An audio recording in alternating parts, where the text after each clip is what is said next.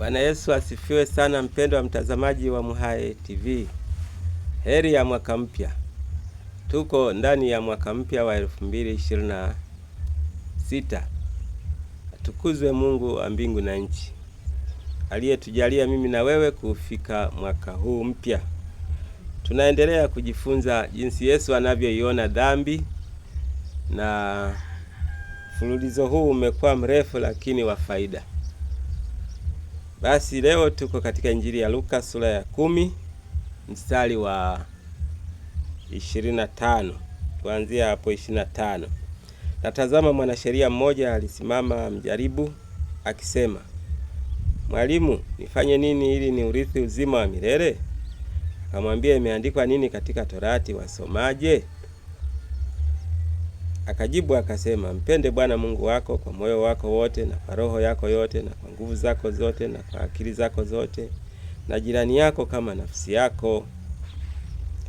Akamwambia, "Umejibu vema, fanya hivi nawe utaishi." Naye akitaka kujidai haki, alimuuliza Yesu, "Na jirani yangu ni nani?" Yesu akajibu akasema, "Mtu mmoja alishuka toka Yerusalemu kwenda Yeriko, akaangukia kati ya wanyang'anyi, wakamvua nguo, wakamtia jeraha, wakaenda zao, wakimwacha karibu ya kufa. Kwa nasibu kuhani mmoja alishuka kwa njia ile, na alipomuona alipita kando. Na Mlawi vivyo hivyo alipofika pale akamuona, akapita kando. Lakini Msamaria mmoja katika kusafiri kwake alifika hapo alipo, na alipomuona alimhurumia. Akakaribia, akamfunga jeraha zake, akazitia mafuta na divai, akampandisha juu ya mnyama wake, akampeleka mpaka nyumba ya wageni, akamtunza. Hata siku ya pili akatoa dinari 2, akampa mwenye nyumba ya wageni akisema, "Mtunze huyu, na chochote utakachogharimiwa zaidi mimi nitakaporudi nitakulipa." Waonaje wewe katika hao watatu, ni yupi aliyekuwa jirani yake yule aliyeanguka kati ya wanyang'anyi? Akasema, "Ni yule aliyemuonea huruma." Yesu akamwambia, "Enenda zako nawe ukafanye vivyo hivyo." Amen. Pendwa mtazamaji, hatimaye umesikia kwa masikio yako mwenyewe habari hii. Hiki ni kisa alichokieleza Yesu baada ya mwanasheria mmoja kumuuliza Yesu afanye nini aurithi uzima wa milele. Yesu akamwambia, "Unazijua amri?" Akasema, "Nazijua." Akazitaja. Akamwambia, "Umejibu vema." Sasa yule akitaka kuonyesha kwamba na yeye anajua, akamuuliza, "Hivi jirani yangu ni nani?" Yesu ndipo akaeleza hiki kisa, akasema, kulikuwa na mtu anatoka Yerusalemu anaenda Yeriko. Akakutana na majambazi, wakampiga, wakamvua nguo, wakachukua kila kitu alichonacho, wakamwacha karibu ya kufa. Sasa kwa nasibu, yani kwa bahati, akapita kuhani, akamkuta amelala pale. Alipomuona akapita kando. Kaja Mlawi, naye alipomuona akapita kando. Lakini Msamaria alipokuwa akisafiri akapitia pale, akamkuta ameanguka. Biblia nasema akamhurumia, akashuka kwenye mnyama wake, akamsaidia, akamweka vizuri, akamuosha vidonda, akampaka mafuta, akamweka na divai aliyokuwa nayo, akampaka kwenye vile vidonda. Baadaye na Biblia nasema akampakia, akampeleka paka kwenye nyumba ya wageni, akampangisha hapo kwenye nyumba ya wageni, akalipa, kaa naye pale. Siku ya pili akampa mwenye nyumba dinari 2 zile, yani fedha, gharama za kumhudumia. Akamwambia, "Mhudumie huyu kwa fedha hizi, zikizidi nikitakaporudi nitakulipa." Basi Yesu akasema, "Je, ni nani katika hao aliye jirani yake?" Huyu akasema, "Ni yule aliyemhurumia."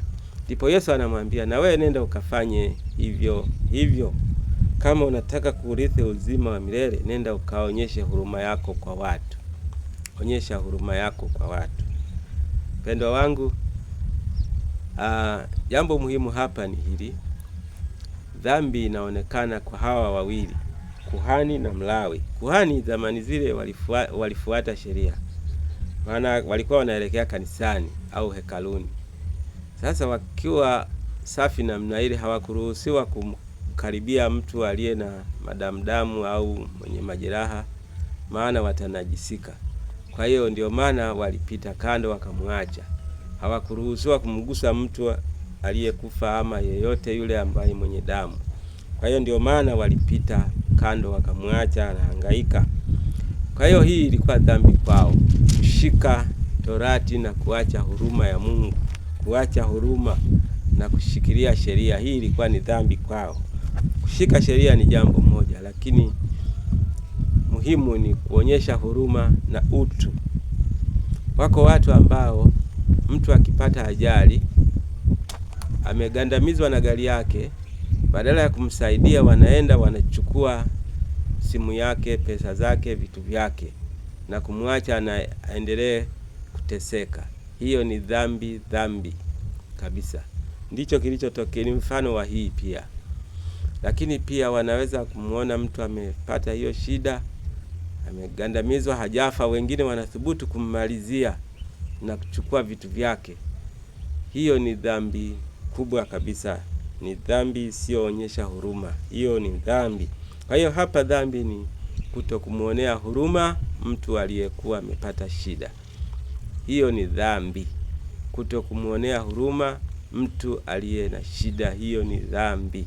Kwa hiyo dhambi ni kutokuwaonea huruma wenye kuhitaji huruma yako. Onyesha huruma yako kwa watu ambao wanahitaji huruma yako. Onyesha upendo wako kwa watu wanaohitaji upendo wako. Kwa njia hiyo utakuwa umetenda vema, Mungu akusaidie na wewe, hebu ishi maisha hayo ambayo Mungu angependa. Onyesha huruma kwa watu wanaohitaji huruma yako. Onyesha upendo kwa watu wanaohitaji upendo wako. Usifanye mambo kwa kufuata desturi na sheria zisizo na maana zinazokutenga wewe na Mungu. Fanya mambo ambayo hayakutengi wewe na Mungu. Mungu wa mbinguni akubariki. Nikutakie mwaka wa furaha, mwaka mwema huu. Nikutakie baraka zake Mungu ziambatane nawe katika mwaka huu. Nikutakie mafanikio mema yaambatane nawe mwaka huu nao. Kwa jina lake Mungu Baba na Mwana na Roho Mtakatifu, ubarikiwe sana. Amen.